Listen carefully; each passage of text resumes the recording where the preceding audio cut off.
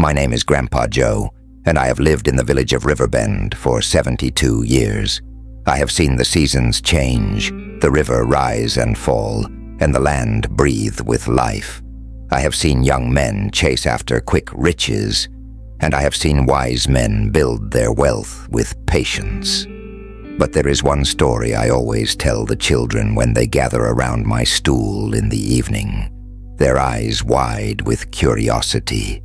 It is the story of Sam the farmer, and how he taught us the wisdom of things unseen.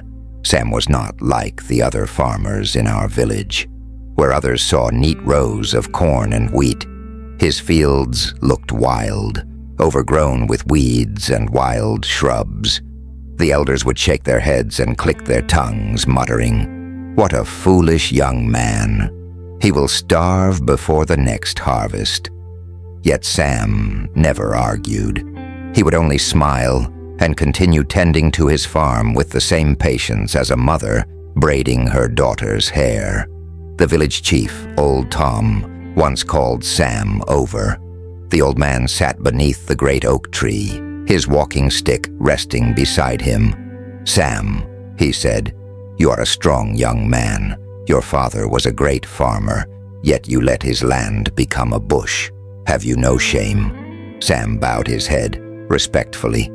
"Chief, I hear your words, and I honor them, but I have my reasons." The chief frowned. "Reasons? What reasons could a man have for letting his land turn wild?" Sam simply said, "Time will tell." The village laughed at him. They mocked him in the marketplace and whispered about him by the river. But Sam did not change his ways. That year the sun was merciless. The rain that usually blessed the land came late, and when it arrived, it was only a few short showers, barely enough to soften the earth. The river dried up in places, and the farmers grew desperate. Cracks appeared in the soil, and crops withered before they could yield. The chief called a meeting under the oak tree.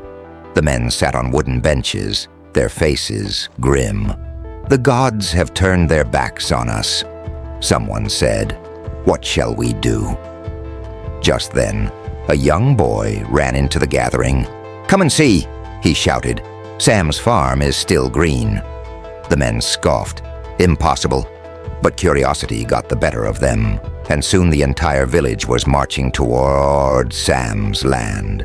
What they saw left them speechless. While their own fields lay dry and barren, Sam's land was alive. His corn stood tall, his wheat golden and full. The weeds that once seemed foolish now stood like guardians, holding the moisture in the soil. The wild shrubs had protected the crops from the harsh sun, their roots preventing the earth from cracking. The chief turned to Sam, his eyes filled with a new kind of respect. "Tell us, how did you know?"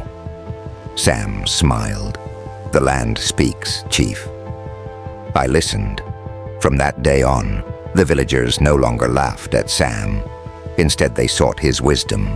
They learned that not all weeds are enemies, and that what seems foolish today may be the wisdom of tomorrow. And so, my children, I say, as I finish the story, remember Sam when people laugh at your ways. Wisdom is not always seen. It is felt, it is understood, and it is always patient.